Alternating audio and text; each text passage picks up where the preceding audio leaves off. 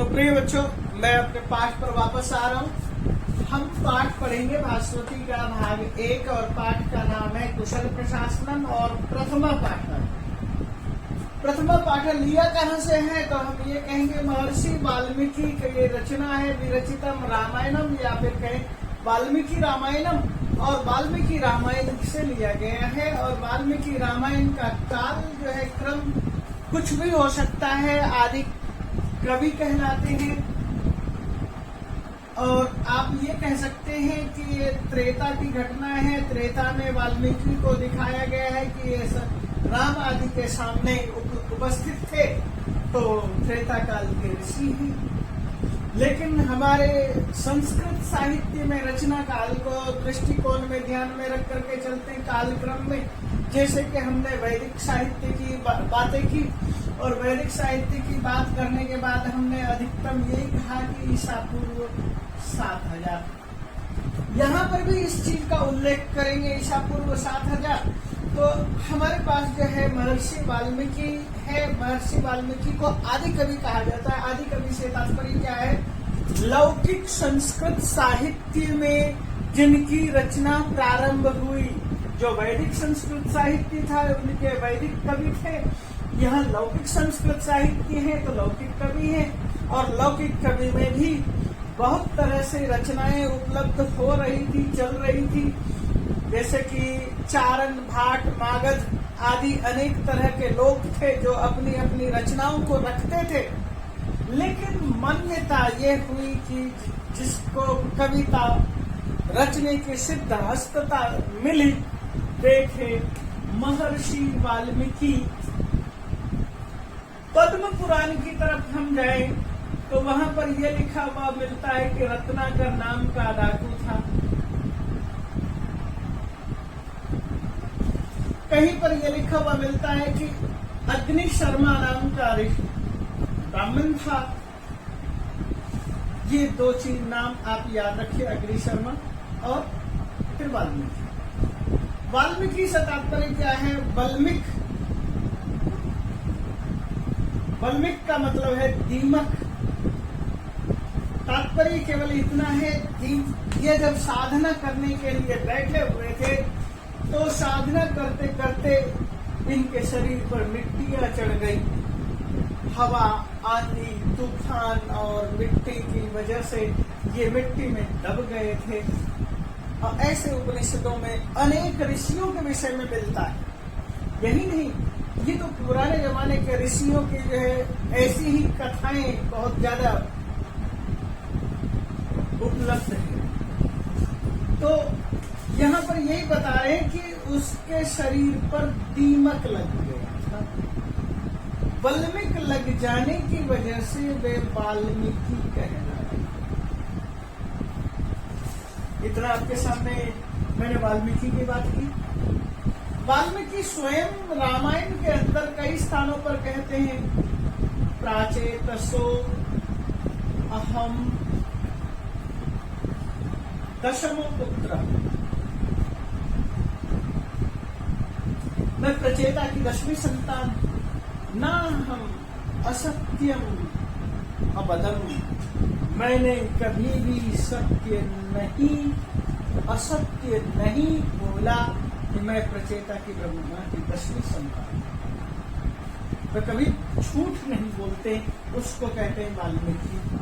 वाल्मीकि आदि कवि हैं। वाल्मीकि के अंदर रचना धर्मिता इतनी ताकतवर है कि वो जो कुछ लिखते हैं तो उसके अंदर भाषा की पकड़ है और भाषा के अंदर कविता झरती है। हम उसको ऐसा कह सकते हैं। निर्झरनी कविता का शुरुआत यहीं से है। और इसका प्रारंभ कैसे हुआ तो हम इस चीज को ये कहेंगे। एक बार महर्षि वाल्मीकि स्नान करने के लिए भारद्वाज और एक अन्य शिष्य के साथ नदी पर गए। ताप्ती नदी हो सकती है या कुछ और नदी हो सकती है। वे नदी में स्नान कर रहे थे और नदी में जब स्नान कर लिया और स्नान करने के बाद वे कमंडल में पानी लेकर चले, तो जैसे ही किनारे पहुंचे और आश्रम की तरफ उन्होंने पग रखा और उसी समय उन्होंने देखा कि पास एक पेड़ पर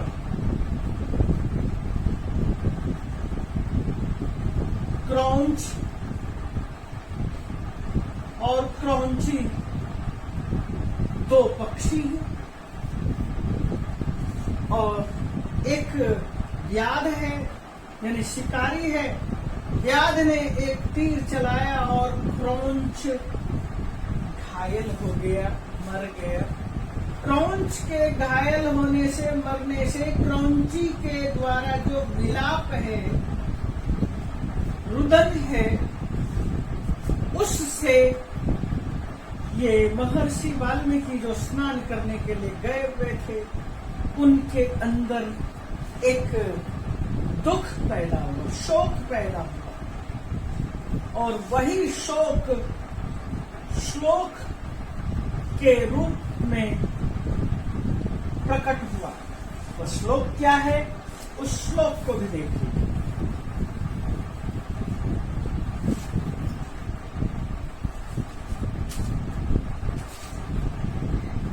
मां निषाद प्रतिष्ठा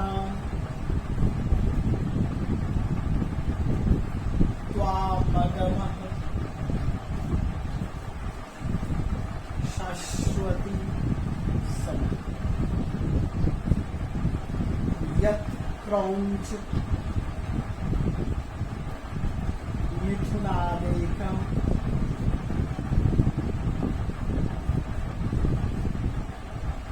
मवधि काम मोहितम्।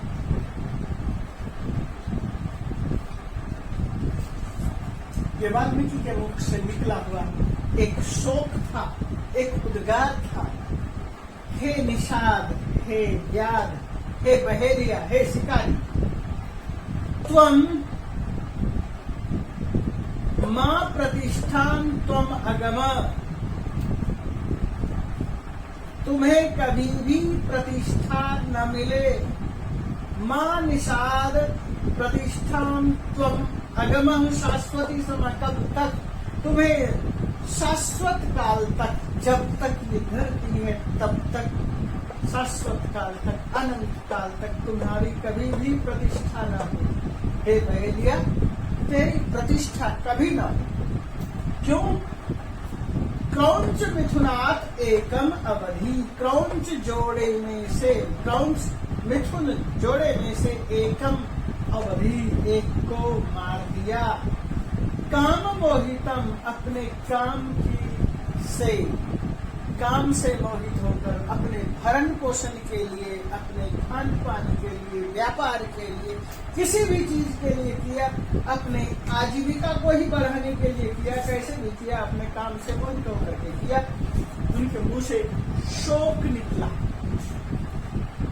करुणा रस के प्रथम कवि हैं, करुण प्रधान है। उनका हृदय कुछ भी देखता है, चित्कार कर उठता है, वहाँ करुणा ही करुणा व्याप्त है। ऐसे महर्षि वाल्मीकि है, इसलिए यह काव्य ही करुण रस का काव्य है। आप इसको कोई सभी रस की तरफ जोड़ेंगे, मूलतः ये करुणा की तरफ जाता है। यही मूल आधार है रामायण की रचना का। और ये जो शोक है, उसने बोल तो दिया। जब भी कोई किसी को के लिए सामने होकर के कुछ बोलता है, तो उसके मन में वह विचार चलता रहता है कि मैंने कुछ ज्यादा गलत तो नहीं कर दिया, मैंने कुछ श्राप तो नहीं दे दिया, मैंने कुछ ज्यादा गलत शब्दावली तो प्रयोग नहीं कर दिया, मेरे शब्दों में रूखापन तो नहीं था, मेरा व्यवहार लोक संस्कृति से जुड़ सकता है या नहीं जुड़ सकता है, कहीं ऐसा तो नहीं कि मैं किसी का अपमान कर रहा हूं। उस तरह से उसके मन में खलबली मच गई। उस खलबली के बाद उसने फिर से विचार किया कि मैंने कहा क्या है। फिर से उसने कहा मां निषाद प्रतिष्ठा त्वाम अगम शाश्वती समय, यत् क्रौंच मिथुनादेकम अवधि काम मोहितम। और उसने भारद्वाज से कहा, भारद्वाज मैंने ये कहा है, इसको याद करो। उसने याद किया और उसके बाद जब विचारा तो ये पता चला अनुष्टुप छंद है, छंदोबद्ध रूप में उसमें जो कुछ कहा है वह छंदोबद्ध है। ये उनके अंदर से निकला हुआ छंद है, अनुष्टुप छंद है। याद रखिए, अनुष्टुप छंद में 32 वर्ण होते हैं, 4 चरण होते हैं,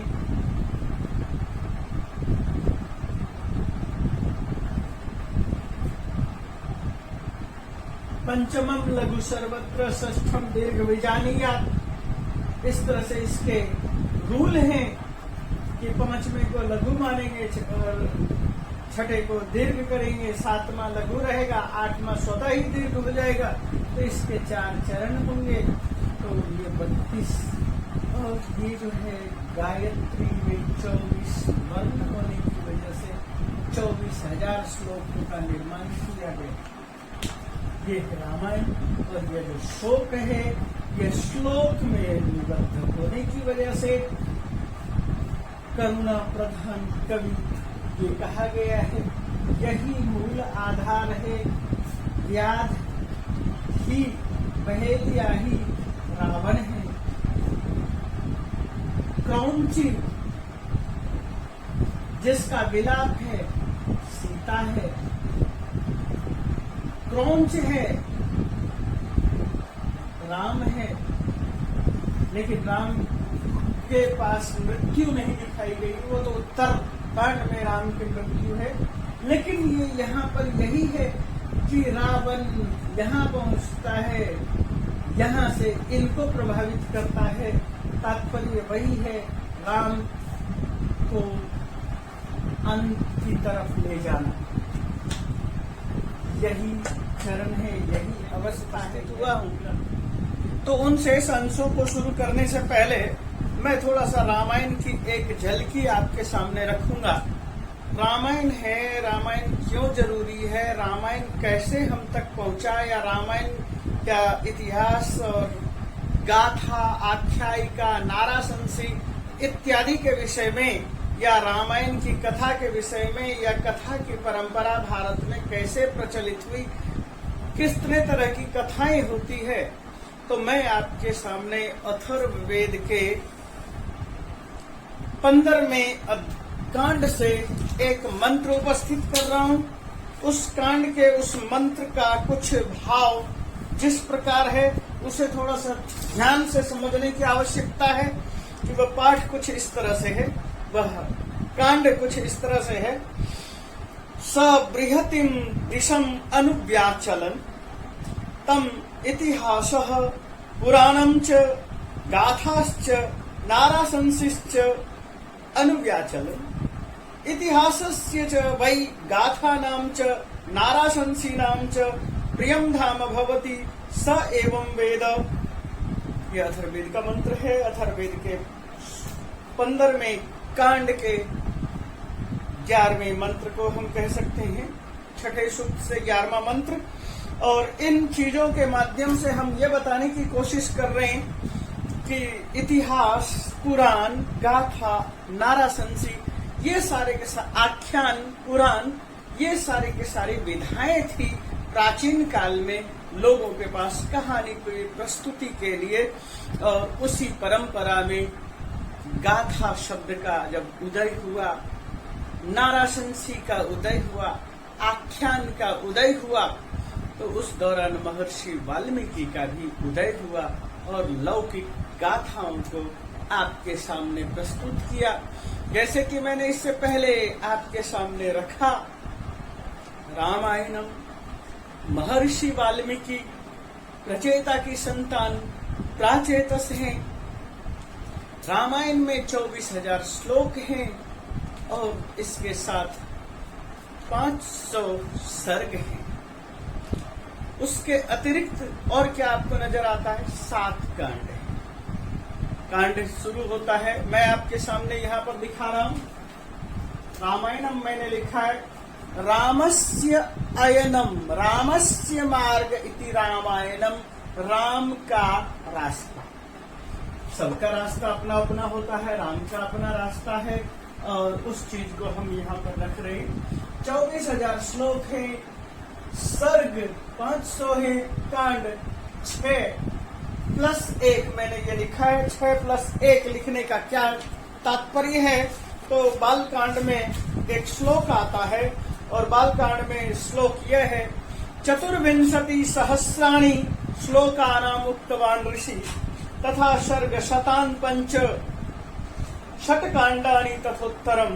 तो षटकांडानी का मतलब है 6 कांड, और तथा उत्तरम तो मैंने 6 कांड यहाँ रख दिया है आपके सामने। बाल कांड, अयोध्या कांड, अरण्य कांड, किष्किंधा कांड, सुंदर कांड, युद्ध कांड, ये 6 कांडानी तथोत्तरम, तथा उत्तर, ये बताने की कोशिश की। तो हमारे सामने क्या उतने ही रामायण है या और भी रामायण हो सकते हैं? तो मैंने कुछ रामायण की चर्चा आपके सामने की। योग वशिष्ठ, आध्यात्म रामायण, आनंद रामायण, अद्भुत रामायणम, मंत्र रामायणम, भुषुंडी रामायणम, तमिल में कंब रामायणम, बंगला में कृतिवासी रामायणम, अवधी और हिंदी में कहें रामचरितमानस को कहा गया। ऐसे कुछ ऐसे भी रामायण हैं जो कि राम से पहले हो गए। उन चीजों को देखिए, नारद राम से बहुत पहले हुए, समृत रामायणम, अगस्त्य राम से बहुत पहले हुए, अगस्त्य रामायणम, लोमस ऋषि भी प्राचीन कालीन ऋषि है, लोमस रामायणम, सुतीक्ष्ण लोमस के ही शिष्य में से एक हैं, और उसका मंजुल रामायणम, अत्रि अति प्राचीन कालीन ऋषि हैं, और अत्रि के विषय में हम वाल्मीकि के माध्यम से जब देखते हैं, मरीचि के बाद अत्रि का एक नाम आता है, उसका सौपद्य रामायणम, शरभंग एक टीका भी मिलती है, और शरभंग कृत सौहार्द रामायणम। इस तरह से अनेक रामायणों की चर्चा है, और रामायणों की चर्चा के साथ साथ हम उसके थोड़े से काल को आपके सामने रख रहे हैं, और काल को रखने के साथ हम इन श्लोकों को रखेंगे, जिन श्लोकों को हमने पढ़ा है उससे आगे की चर्चा करेंगे। तो इसके अतिरिक्त रामायण के काल के विषय में थोड़ी सी जानकारी ले लेते हैं। वह जानकारी क्या है? तो यह है कि रामायण की रचना कब हुई। तो रामायण की रचना के विषय में हम क्या कहना चाहेंगे, क्या कह सकते हैं? तो वह कुछ इस तरह से हो सकता है कि हम सामान्यतः ये मान करके चलते हैं, हमने आपके सामने यह बात रखी थी, रामायणम काल, ये लिख लेते हैं, रचना, इसको हम क्या कहेंगे? 500 ईसा पूर्व से 200 ईसा। यह हमारी मान्यता है। इस मान्यता के साथ साथ आगे है, जैसे श्लेगल है, याकोबी है, कामिल मुल्क है, श्लेगल, याकोबी,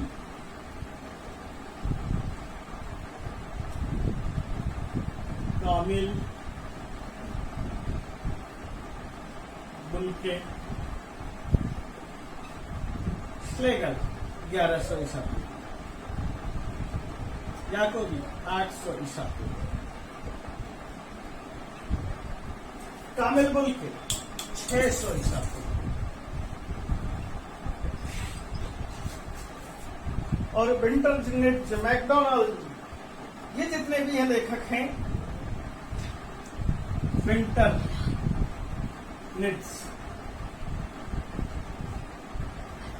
मैकडोनाल्ड 500 ईसा पूर्व, देवर 326 ईसा पूर्व। इस तरह से हम इन रामायणों के कालक्रम को हम देखते हैं। उस कालक्रम के साथ साथ हम उनके भौगोलिक दृश्यों को आपके सामने रख सकते हैं, लेकिन हम इस चीज को यहीं पर विराम देते हैं और हम अपने